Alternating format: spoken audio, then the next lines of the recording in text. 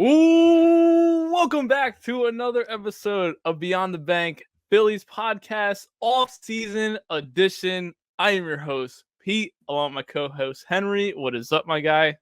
101 days until pitchers and catchers. Can't wait.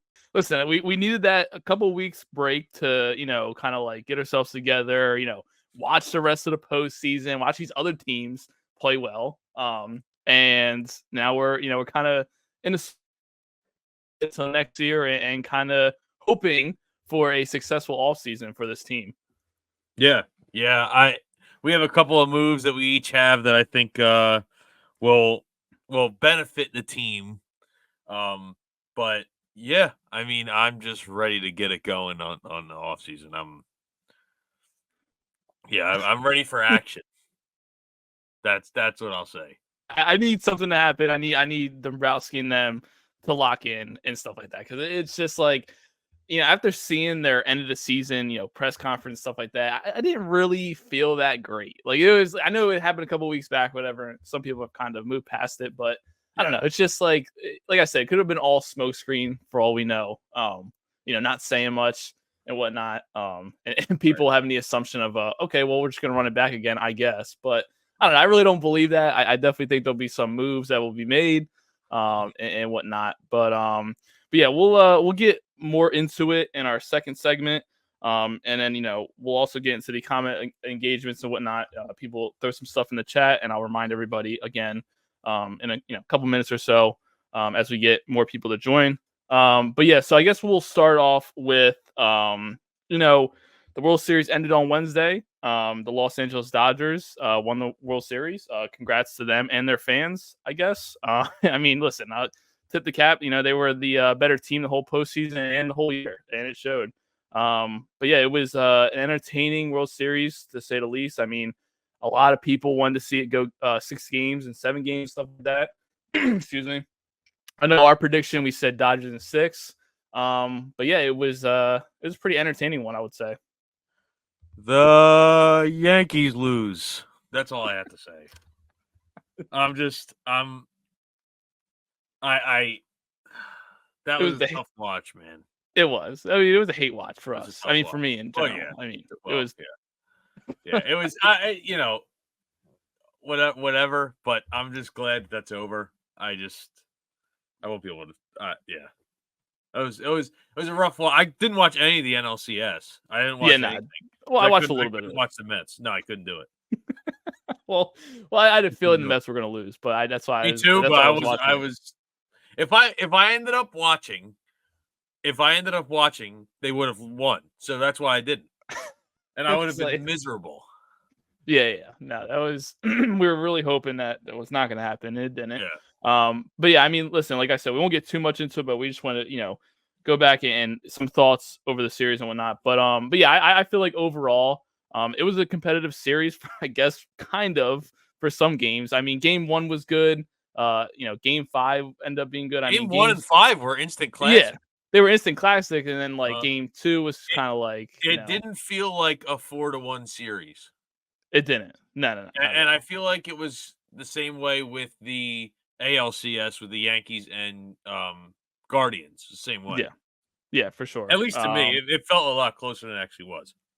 Yeah, for sure. And I just think the Yankees, man, everybody was telling, I heard people talking about it. They were telling me, obviously they thought the Yankees had the advantage in pitching and stuff like that because the Dodgers, some of their guys in rotation were injured. And I mean, even in the lineup, they thought that the Yankees had the advantage. And to be honest with you, I mean, that's what any hate, but I didn't really see that throughout the series. I mean, we got to give credit to the Dodgers, man. I mean, Yamamoto showed up for,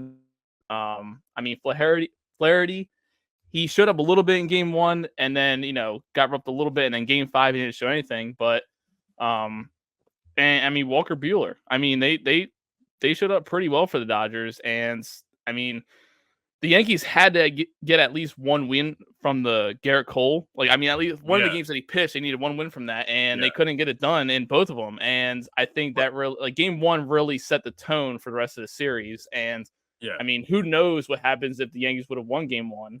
How different it would have been. We don't know, but But Yeah, to Cole's credit, I know you're a Cole hater. I know, yeah, but he did what he was supposed to do. The yeah, for offense sure. just couldn't get going. They No, got not at going in all. game 5, but I mean, you know, what else what else is he supposed to do? He Yeah, can't go out and catch the ball for Aaron Judge. no, You know what he could do though? Cover first base. he could do that. I'm just saying, like, that was rough. Uh, That's not even yeah, as a little leaguer. There are certain things you're taught when a play like that happens. The pitcher needs to haul ass to first. It's not his call going. Oh, you get the base. No, no, no, no, no, no, no. That's not his call. That's not his call at all. So no, for sure. And I know people were saying like, "Oh, well, Rizzo was right there," blah blah blah. But no, it's like, dude, no, like, it I doesn't mean, matter. yeah, exactly. You got to be safe about it. You got to be It's smart. You got, fundamentals. It's yeah, fundamental. exactly. And see, I'm not the biggest fan of bullpen games, but at the end of the day, it didn't matter for them because they ended up winning it all. But it's just like it's just it felt like the Dodgers were a lot smarter, and it felt like they just Yeah, had more confidence, and they just weren't worried about the outside noise. they were like you said. They were a lot smarter. Like that's just what it was. Yeah, It's fundamentals win out almost every time.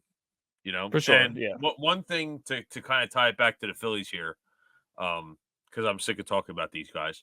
Uh, when I watched those two teams, I was like, the Phillies wouldn't have belonged. Like they don't belong on that field. no, You know what I'm not at all. saying? Like it's. I'll compare it to football. I mean, I have my Eagles jersey on right now, but Hmm. when your team is bad and you watch the Super Bowl, you go, "Wow, our product doesn't even look like that." That's what I felt like with the Phillies Yeah, because I was like, if you put the team that was there against the Mets for those for those 4 games, they couldn't hold a candle to either of the teams that were in the World Series, and that's what you no, strive for. So to me, it shows more than just oh well they beat us, they beat the team that beat us. No, we wouldn't have belonged on that field either way. So I'm glad we didn't go there and embarrass ourselves. for sure. Yeah, I can see that. And that's the thing. It's like you sit there and you're like, they should have been there, but then it's like you look at the teams that were there, and it's just like, yeah, we wouldn't really stand a chance with either of these teams. It's just they were so much cleaner than us. They had so much more patience, and it's just stuff that you saw that the Phillies weren't doing correctly. And yeah, it's just it's unfortunate to think about. I thought about it all the whole World Series as I was watching every game. It's just like you feel like we should be there. That should be our moment, and it wasn't. It wasn't meant to be, and we talked about that, but. Yeah, And it is what it is. But listen, like I said again, congrats to the Dodgers. And listen, they're going to be dangerous for years to come because they still have Shohei Ohtani, and he really didn't even show up that much in the World Series. I think you said he batted like what 109. I yeah, mean, granted, 109, 105, somewhere around there. yeah, and granted, I mean, I know he hurt his shoulder. I think it was in Game 2, I'll but tell I you mean, what, he was done yeah. in game. What was that? You said he heard it in game 2. Yeah, Game 2, he hurt it. Yeah, Okay, yeah, he was cooked. He was yeah, cooked yeah, after that. yeah. He Like wasn't. so, to me, it was just, and you could tell, like the it was his first at bat of the game when he led off Hmm. of game 5. He hit a ball right on the screws, right on the barrel, Hmm. and it just dropped into center field for an out. And we texted each other at the same time, like his power is gone. Yeah, no, it wasn't there. And then you saw him holding his collar with his shoulder, so that way it didn't, mess up his shoulder anymore. And you hope it doesn't screw him up. I don't know if that was his throwing arm or not, Hmm. off the top of my head. But when you dislocate your shoulder, I was listening to some podcasts and some former big leaguers were talking, and they said when you dislocate your shoulder like that, there's micro tears in all your muscles. Hmm. So it's not like it's in severe pain all the time, like you broke your shoulder, but Yeah. it's just a constant thing that you can't get repaired unless you just let it sit over time. So this Yeah. offseason will be big for him, but for him and really the Dodgers organization. They'll be heavily favored. And I mean, if they get the pitching rotation back to, what it needs to be, injury Right. wise, then they're going to be dangerous. And I think we'll be competing with them for sure. Oh But yeah, yeah, so we'll get away from that World Series, and and not talk about those teams anymore. yeah. But yeah, so now we'll transition to the Phillies offseason edition. We got some things to talk about. Some important dates regarding free agency and other contract situations. I'm gonna talk about that first, and then we can get into some of the guys we feel like we can go after, who the Phillies should get. But just a quick note, because I know Phillies tailgate, they posted on Twitter a couple weeks ago about some of the important dates. So trades, they resume after the World Series ends. So that's kind of already started with the Mhm. trading. I know there's been some trades that have already been Yeah, the made. first deal was Jorge Soler to the Angels, so his Yeah. career is going to go rotten in there. GG's to that, bro. Yeah, he had a It's good like run. no, He had a yeah, good he run. did. He did. And then free agency, players can begin signing with teams 5 days after the World Series ends. So that is starting tomorrow. Free agents start signing. So perfect timing for us to predict who we could sign and who we should. Yeah. Um, GM meetings November 5th to the 7th. The Rule 5 protection deadline is November 14th, and the contract tender deadline is November 17th. So Okay. just some important days to think of, Mhm. these next couple of weeks, and Yeah. if some things happen, some announcements or whatever. Right. So I'll let you start with your list of players or who you feel like we should go after, and just give an explanation why. Just and just kind of give some insight on it. If you want to throw out some stats, go ahead. But Okay. real quick, for anybody who has joined or joining soon, if you want to throw some comments in there, go ahead. If we get to them or not, we're gonna do that in our third segment and interact with that. But I will let you take the floor first. All right. So I'm just pulling up my stats here real Yeah, go quick. ahead. Um so I have 3 guys, potentially 4, that I think will help this team drastically. Hmm. Um the first is, you're not going to like this. Okay. First is Juan Soto. Okay. You got to go after Soto, man. You have to. You have to throw your hat in the ring. You don't have a choice. He's a guy that can get you over the hump. He can do it. He can do it. He may Hmm. be a defensive liability at times, but it's not like we have 3 Gold Glovers out there right now. So if you ask me, something that might happen is if you sign him, you put him in right, obviously, because you can't put him anywhere else. Hmm. You would probably platoon a Marsh and Rojas center field, and then I love Nick Castellanos to death, Hmm. but he might. When we had Jack Fritz on before, it was kind of discussed. He pointed out the fact that it could almost be a Bobby Abreu move, um, and I think what would happen with that is you trade Nick Castellanos, get his money off the books, then you sign Kike Hernandez, and you put Okay. him in left, and you have a Martian Rojas platoon in center. Okay. So those are 2 of my guys. Um, and my third one is Travis d'Arnaud. Now, I love Stubbs as well, Yeah. but he's the cheap vibes officer thing. It's just not, like, it's still cool, and I Hmm. hate for him to be the one to have to, but it's not. I just don't think he could be a substantial replacement for JT, because JT's getting older now. He's coming Hmm. into the last year of his contract. You can't play him as much as they usually do, Yeah. No. and you can't have the guy who comes in to replace him bat 8th or 9th every day. Every day he's in a lineup. You can't do it. It's just No. not feasible. And Travis d'Arnaud, he's had playoff moments. He is a Brave, but he was originally a Philly first, so that would be cool to bring him home. Hmm. Um, but my fourth guy is, I just want to make sure I'm pronouncing this correctly, Roki Sasaki. He is a right-handed pitcher out of Japan. Okay. I have rumors about it. Yep. Yes, he has a 2.35 career ERA. That's over the last Hmm. 5 seasons. Last season, he had 129 strikeouts. And in my opinion, if you sign a guy like that, because he's the next top guy coming out of Japan, that's what all the belief is. That's what all the articles are saying, all of it. So to me, I think that if you sign him, you're getting a fantastic talent as a right-handed pitcher, and I think you need to get rid of Walker. He needs to be cut. They need to cut bait. They got to do what they got to do. He's got to go. He's just terrible. He's got to go. So that would give you 5 starters because I think you have Wheeler, Nola, Ranger, an outside chance at Andrew Painter, and Sasaki. That's a huge top 5. That's in no order. I just listed them off. What about Sanchez? Are you including him or no? Oh man, yeah. Silly he's definitely going to be there. So even if you put, yes, absolutely. Yeah.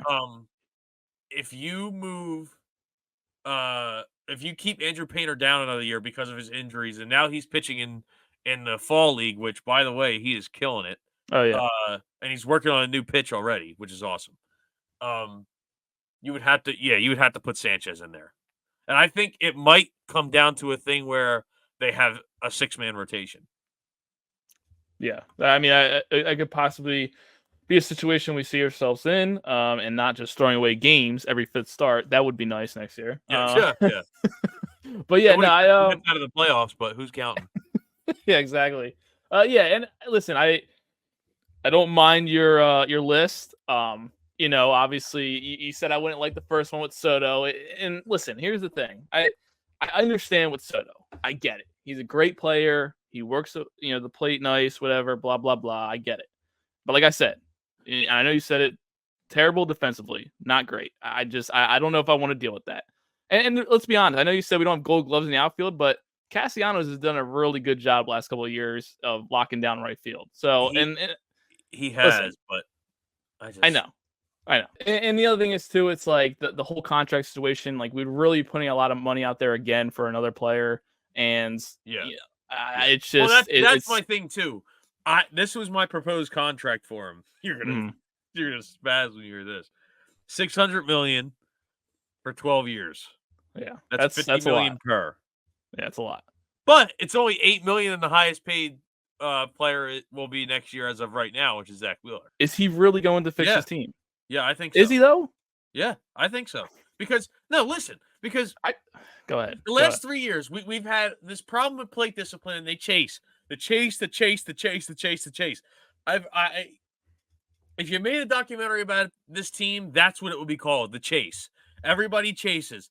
That he's chasing the low and outside. Castellanos with the low and outside slider. It's in the other batter's box. It's even past it. He's chasing. It doesn't matter. He has the best plate discipline of almost anybody in the league, probably since almost Barry Bonds or Tony Gwynn. He has fantastic plate discipline. Fantastic. He hits 280, 290. I'm telling you, I think this is the guy that we need to get it done. And we already have the pitching. So I'm not concerned about that. I'm concerned about the offense and what they can get done. Yeah. It's just, I don't know. I personally think he's going to stay in New York, whether it's the Yankees or the Mets. I don't think he's even in New York in general. I swear to God, if he is a Met, I will buy a jersey just to burn it. Okay. I'm kidding. I'm not going to do that, but still, I don't think he'll be here. I think he'll be with either New York team. So I don't think he'll end up being here either. Yeah. But I just, that's who I want. No, for sure. And listen, if it happens, it does happen. You're going to be happy no matter what. I'll live with it. I'll live with it. You can do the posting of like, oh, we got Juan Soto. I won't be doing that. I won't be doing that. I will. Yeah, man. I won't be doing that. I'll be. I told you so, and all the way to the bank. And then who is I'll have to pay $150 a game to see him. Who is the second guy on your list? My second guy was Kike Hernandez. Kike Hernandez. Okay, and you were talking about trading Castellanos in that situation, right? Yeah. Well, I think it would. The only reason I would trade Castellanos is because he's paid so much. Because you can trade Marsh if you want. You can send down Rojas. You can do that if you want to. But Castellanos is the only one that can make an impact on the books. True. We just got to hope that he has value, though, if somebody is going to take on that Right, contract. right. I agree. So, I agree. But the only way that you could justify getting Kike, which I don't know what his demand is going to be for the market quite yet, but I think that the only way you can feasibly create cap space for Soto or Hernandez for Soto and Hernandez, I'm sorry, is to get yeah, rid of Castellanos, because you would have to. You essentially wouldn't have a choice. To me, just by business, I don't do book numbers and stuff like that, but yeah, to me, that's what I think would have to get done. for sure. Yeah, and Kike Hernandez, he's a really good player. I mean, he stepped up for the Dodgers a lot in the postseason, and he would definitely be he would fit well in this lineup for Yeah, sure. yeah, He's and a he'd little be a consistent guy. yeah, he a little bit older. I think he's like 34 years old. So I He's mean, it's going to just be another 34 on opening day. Yes. opening day. Yeah. So Yeah. I mean, listen, He's 33 as it stands right now. yeah, I believe he's going to and be 34 on opening day. looking at a lot of these free agents, it's like the age is kind of like suspect because there's a lot of people that are like between the ages of like 34 and like 36, which It's I an mean older class for sure. it is, and not saying that's a huge problem. Kind of got to see if we can get any younger players, but a lot of that might have to go with some trades, and to make some of those trades, we'll see. Right. But yeah, no, definitely a good list. I mean, and Travis d'Arnaud. I mean, listen, if we're somehow able to sign him, that'd be great. I know he's a decent hitter. Yeah. Good And defensively. I was going to say he's good defensively too. Yeah. So and like you were right with the whole JT thing. Like we really got to start looking at that situation. And And I love JT, but I don't think he'll be here after this season. I think he's gonna. yeah, I wouldn't be shocked if he's not. I wouldn't be surprised. Yeah, I wouldn't be surprised at all. Because the decline has been instant. Yeah, for sure. For So. sure. All right. So here we go. Oh man. I can't lie. I put some work into this list today. Okay. So I just right. I'm excited. I'm excited. So here we go. Gonna be a little different than yours, but Okay. I'm telling you, we'll like it. All right. So my first person on my list. Go get me Anthony Santander. All right. Okay. Wait. Let me finish. No. Go ahead. I'll let you do your list, and then we'll go through each guy. Anthony Santander, listed as a right fielder, but he could probably move to left field. He'll probably agree to that. Yeah. 30 years old. He's a switch hitter. Please get us a switch hitter. I don't know how long it's been since we've had a switch hitter before. I mean, it's probably maybe recently. I don't know, the last year, 2 years ago. I don't know. Right. But a switch hitter in this lineup. That'd be nice. Last season he had a batting average of 235, a little low, but he had a lot of homers. He had 44 homers and 102 RBIs, on base percentage of 308, and OPS of 814. Like I said, I think this team needs a switch hitter, bat both sides of the plate. You know what I'm saying? Just to kind of switch some things up, mess with the pitching rotation of the other team and whatnot. He's just been a really consistent hitter, I feel like. Watching him in Baltimore, he's fit well over there. I mean, he's only 30 years old, so he's still kind of at that age now. But I've really since the season ended, I'm like, he is at the top of my list. Like, go give me Anthony Santander, because I feel like he would fit perfectly in this lineup. And then number two, this is kind of like involving a trade. So I would say somehow trade Alec Bohm, and you go get Alex Bregman. Somehow, some way, you get Alex Bregman. Okay. Now, I know he's at the top of the list of free agents. He's only 31 years old, fierce competitor. He's a winner. He posted a 260 batting average, 315 on base percentage, and a 768 OPS. I mean, we've seen it regular season, we've seen it postseason. He steps up when the time comes. So I'm just saying, if you get a guy like him, you move on from Bohm. I understand it would probably be questionable to some fans to be like, oh, why are we moving on from such a good young player, a guy who just had a great season, drove in a lot of RBIs, stuff like that. Like, I understand and I get that side of it, but I just think you bring in a guy like Bregman, veteran like that. I think you have to go and try to get a guy like Tanner Scott. the bullpen. I Okay. know he was a big acquisition at the trade deadline, going from Miami to San Diego. Everybody in Phillies Nation wanted Dombrowski to get Tanner Scott, but he Yeah. didn't. It is what it is. But he pitched really well this season. He posted a 1.75 ERA with both Miami and San Diego combined. There's a potential of really boosting that bullpen. A pickup like that would be huge. And then I have a surprise pick. I'm going to call it a surprise pick because it was the fourth one that I added onto my list. But I would go after Danny Jansen, catcher. 30 years old, could be a new backup to JT. I know we were just talking about the situation with JT. He'd be a little bit more productive than Stubbs. He posted a 205 average, though, while being with Boston and Toronto this past season. So not a high average, but he's younger. He can step in for JT. Righty, so I mean, the whole righty lefty situation you really can't deal with or whatever. But I just think it's a sleeper pick in my opinion, just because I mean, I know he's not a high name in the league, Yeah. but it could be Is that the guy preservable. that played in the same game for two different teams? Is that him? I think it might have been him, if I recall. I wasn't sure. I couldn't remember. Yeah. It might have been. I'm not sure, um, but yeah, I looked into the catcher, side of things on the free agency, and I felt like it was really thin. Like there wasn't like too much to look at, and a lot of the guys on there were older. But I just felt like Danny Jansen really stood out to me, just because he's only 30 years old still, and for a guy like that, I mean, can step in. He's still young for JT, so it would be good. Some other signings that I looked at for us, Jeff Hoffman was at the top of my list for that, just because I do hope they sign Jeff Hoffman back, but he could be looking at a contract where he gets a lot of money. Who knows? He had a good regular season. He struggled in the postseason, yes, but there's other teams out there that might go after him. Teoscar Hernandez, I think he'll sign back with the Dodgers. I would love to get him, but I just don't think he leaves LA. Sean Armstrong, Jose Leclerc, who played for the Rangers, still a young guy.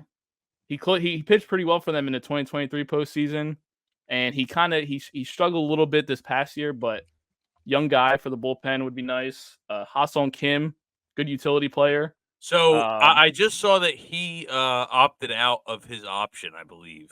Who? Ha-Seong Kim. So he'll be a free agent. Yeah, so I mean, I'm a little nervous because he's been hurt a lot. Okay, yeah, well, that's like true, that's going but to hurt his market. They said that the shoulder thing might hurt his market quite a bit. So we'll see. Yeah, we'll see. I mean, like I said, utility guy. So I mean, like if there is a situation where we need somebody for a utility player, then he could be looked at. And then also for starting pitching, I really didn't look much into the starting pitching just because I feel comfortable with our rotation, especially if Painter does come up this year or next year, I should say. But a guy like Shane Bieber, I know he's coming off Tommy John, but he might not be asking for a lot of money. And a solid number 5? You kidding? Yeah, that's what I'm saying. No, a solid number 5 would be great. Or number 4. Yeah, exactly. As I'm saying, though, if he comes back and he's decent, just like he was a couple years ago with Cleveland, then I think that would be really good signing for us. But yeah, other than that, that's kind of been what I'm targeting or what I'm hoping this team looks at in certain players. Would you be willing to move Ranger down to the number 5 or no? I know he had a phenomenal first half, and then when he got hurt, it didn't look great. But yeah, just to float it out there, I get a look at just because I do feel like he might possibly be that type of pitcher who can't pitch a lot of innings. And I think that showed a little bit in the second half of the season, just because with the whole dead arm thing. Yeah, so I wouldn't be shocked, or I wouldn't be too opposed to maybe do that and move him down a little bit just to see how it works out. You know what I'm saying? I mean, if it doesn't work out, so be it. Maybe move him back up. I don't know. But you also got to think, like, would he want to do that? You know what I'm saying? Right. I mean, not saying he maybe has too much I'm say, not saying but they walk up to him and say, this is what you're doing. If you don't like it, tough. Yeah. I don't know if that would happen, but I'm just saying, like, if you had to look at it from a management perspective. Yeah, for sure. No, it's early on this past season. It seemed like it kind of caught up to him a little bit.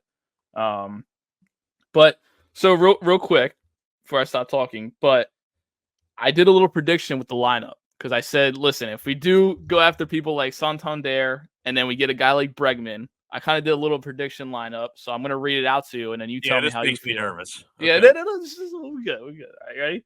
So, of course, leading off, number one, Schwarber. I still think he stays there. I don't think. I know there's been rumors already about people asking, "Oh, we'll put Bryce Harper at leadoff." It's like, please shut the hell up.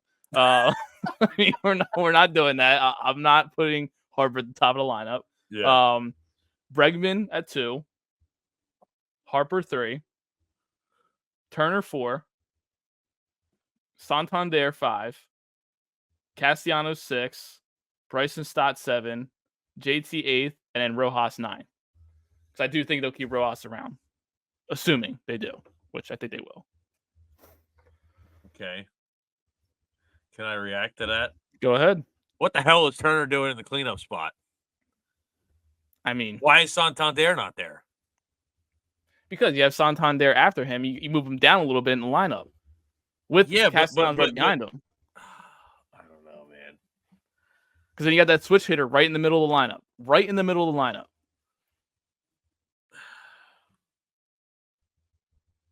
I don't like it. If I had to make a lineup, it'd probably be Schwarber, Turner, Harper,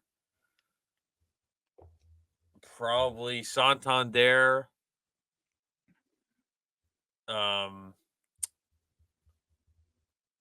Bregman, Castellanos, Marsh, JT, Bohm, whatever, or Bohm, JT, Rojas. Yeah. Yeah. I don't know. I think like I said, we have Turner for a long time now. I don't know if he's gonna figure shit out or not. I hope he does. But I just like there's got to be some like he might just have to move around a little bit in the lineup. Whether that is I get the premise. It's just to me, I don't know, man. I don't know. I get your side of it. I just think, like I said, we got to move him around a little bit. Yeah, possibly because it's especially like I said, this is only if we got guys like Santander or Bregman. Yeah, I'm not saying right. if hopefully we do, but I mean if we don't, then it is what it is, and we keep Turner at 2. But in that aspect, I would move Turner down to that spot and just see what happens. I mean, like I said, if he gets on base at that spot and they have Santander coming up and Castellanos, I mean, I think it would work out well, but that would be determined. So we'll see. But right. But if he was batting second, then you have Harper batting third and Santander batting fourth. And Bregman and Castellanos after that. True, but I mean, like 2 spot and then Harper after him, and nothing has come about. So I mean, listen, it's just it all depends on what Turner gives us coming into next year. I mean, he's like I said, he's just got it. He's got to get better. He's got to get better with the batting situation. He does. Yeah. And I mean, defensively, defensively, he's got to get better at that. So I have to say, I think we were a little bit prisoners of the moment when it came to Turner in the playoffs. I think some people went a little too far with the whole we need to get rid of him right now. And the contract is terrible and blah, blah. Juan Soto's about to get $650 million from whatever team he goes to. So that contract is not that bad. You know what I mean? Like I don't think it's as bad as some people make it seem. I think some people went a little far as far as saying everything was his fault because there's a lot of guys that it was their fault. So yeah, that's just my opinion. Well, another thing, I'm not saying. I mean, listen, I know we're a prisoner of the moment, but I'm not saying it's a bad contract. I'm just saying the performance side of it. Like, you got to show us some. Oh yeah, some improvement. And no, I know it's cliche to say, but agree. All I'm saying in that situation. It wasn't like you or like I mean, we both said like, listen, he's got to get it together. But there were some people being like he's never been good as a Philly, which is just not true. It's not true. I understand it's like for the better part of this contract so far, which it's only been 2 seasons.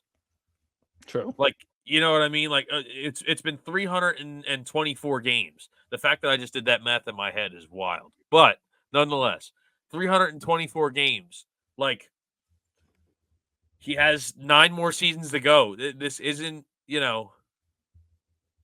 It's almost 1,500 more games.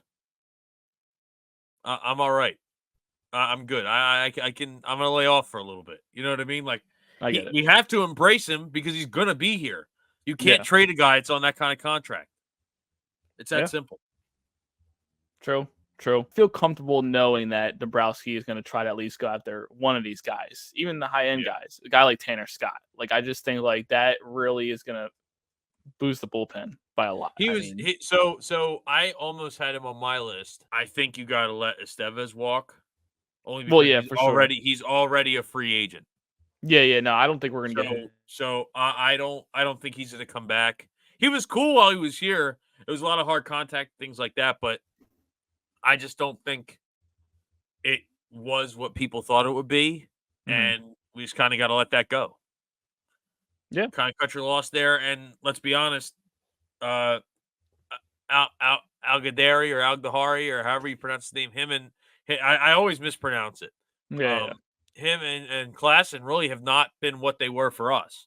So it's not really like we gave up so much. You really didn't, Yeah, as of right now. Yeah, for sure. That's the thing. I think Hoffman, I know people have been like iffy about it because obviously, he didn't have good postseason, whatever, but I think you have to give him another chance. I still think he's a good pitcher. I definitely do think that the 5-day layoff, affected the bullpen a lot, not to make an excuse, but I don't. But I think you got to bring back a guy like Hoffman. And listen, he might ask for a little bit of money, but I think we'll be able to pull it off. But yeah, I think you got to let Estevez. He's going to go. Like I said, I wouldn't be shocked if Alvarado is not here next year. I wouldn't be shocked at all. Yeah, I know. I know. I wouldn't be shocked as much as I would like to see him try to come back and get better. But I just think it's time to cut ties with that. Find somebody who can come in and shut down, just get the save just without any stress. Like there's got to be certain games where we just can't be stressed out. Like, it's got to be consistent. May I interest you in a man who is not employed right now? Craig Kimbrell. No. We're not doing it.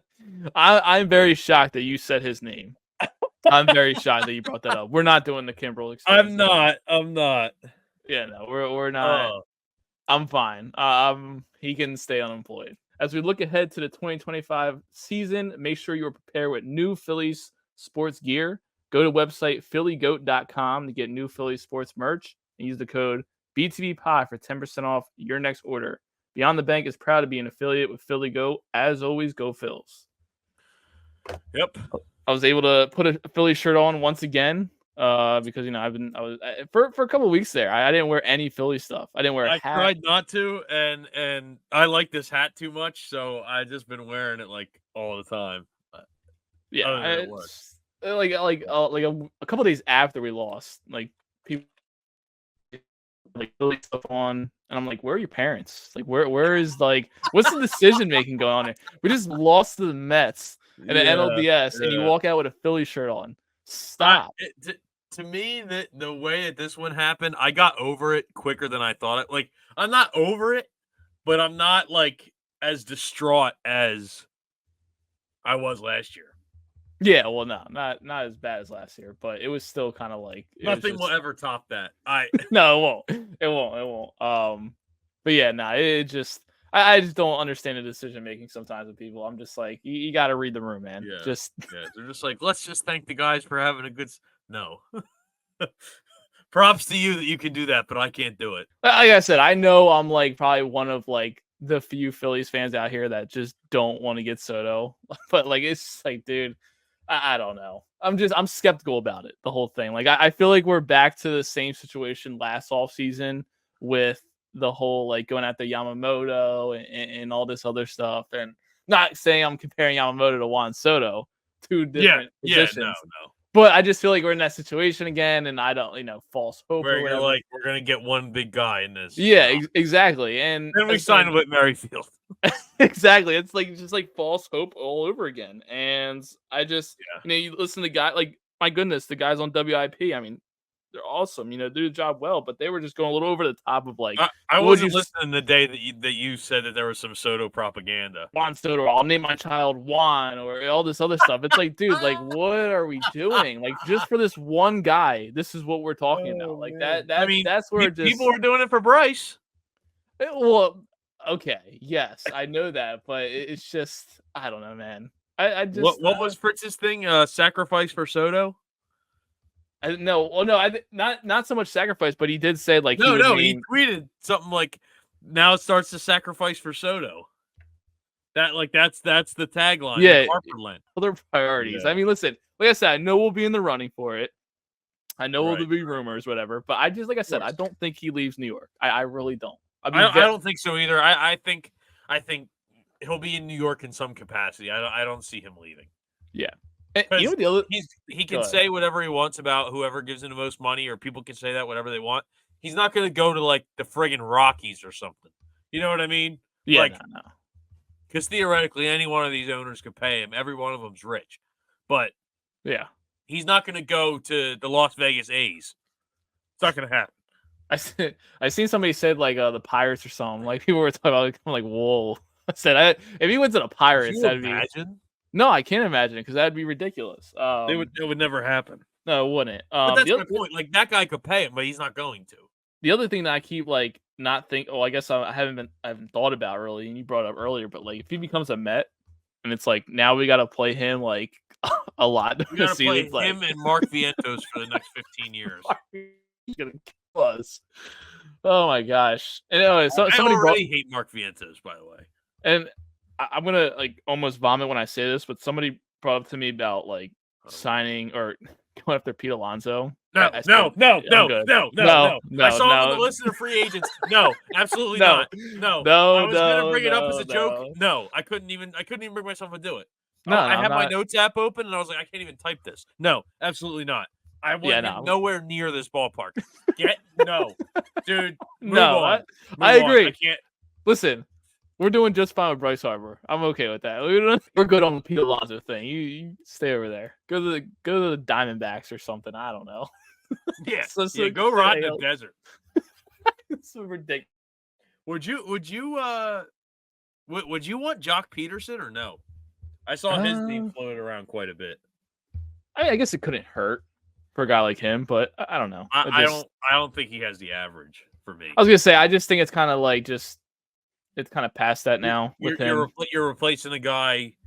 You're putting a guy in the lineup that is the exact same as the rest of the lineup. For sure. Real quick, because I brought it up earlier in the podcast about the whole end of the season press conferences. I know they happened like a couple weeks ago or whatever. I don't know if you caught any of the clips of it or watched it at all, but like, how did you feel about Dombrowski and Thompson's end of the season interviews? So overall, I know you mentioned that kind of being that kind of being a smokescreen, but he's not the kind of guy that says something and does the opposite.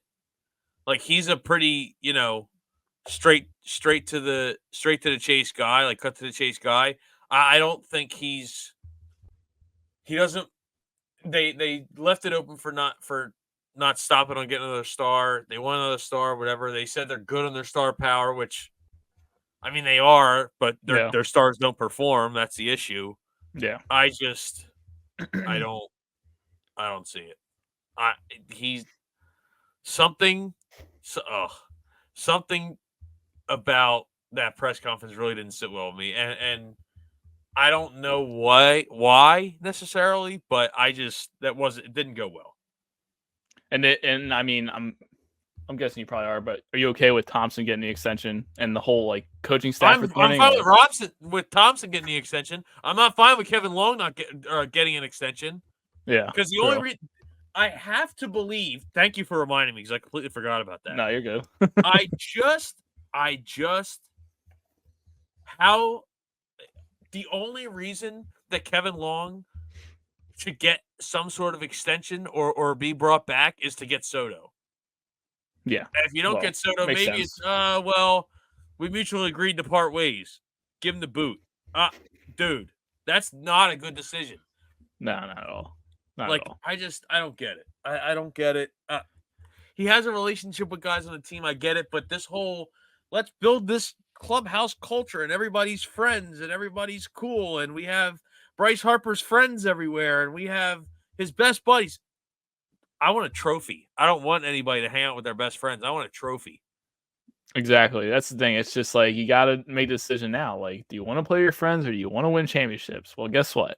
The fan base wants a championship, so that's what's got to be. And listen, the overall thought for me that like I really like it really bothered me for like a day or two after I watched the end of the season conferences, but like I just felt like it was more of like it was like a shoulder shrug of like, oh well, we went out there, and just didn't get the job done, and the team was better than us, and like that was kind of like it didn't show me like any disappointment, and I just didn't feel good about it. Like that is the only thing I took away from those conferences. It was like just that, almost. like yeah, it was, and it was just annoying. Like I'm not saying go up there and start like slamming tables and slamming chairs and stuff like that because they didn't win. I'm not saying that, but at least like show a little like emotion or something. Like like they it didn't seem like they were like too disappointed in my opinion. And listen, I get it. You got to whatever. They brushed it off way too easy to this was just baseball. Exactly. And that that's was the my thing problem. Which it was. Yeah, but don't say that in your end of season press conference. Exactly. And that's the thing. It's just like it just didn't sit well with me. And like we gotta think, man, like there's no way John Middleton was okay with that. There's just no way. No, dude. The way that I picture him is just like steam coming out of his ears, sitting in his office watching that. Yeah, awful. It's like I said, it happened now, but it's just like it was something that like stood out to me, and we didn't get a chance to talk about it because it happened after. But yeah, it's just like I said, I guess I'm gonna keep trusting Dombrowski. Listen, have you seen the same guys?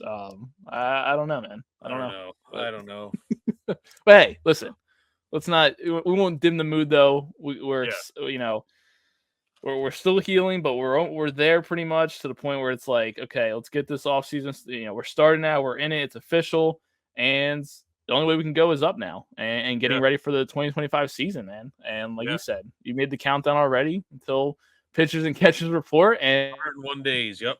Can't wait. So yeah, but so real quick, we discussed it before the podcast. We are going to make the announcement of we might possibly do a jersey giveaway of some sort. So we will be posting on social media. And other than that, though, we'll try to keep updated about things that are happening, throughout the next couple of weeks, whatever. We might shoot another podcast soon if something crazy happens, involving the Phillies and stuff like that, do an emergency pod.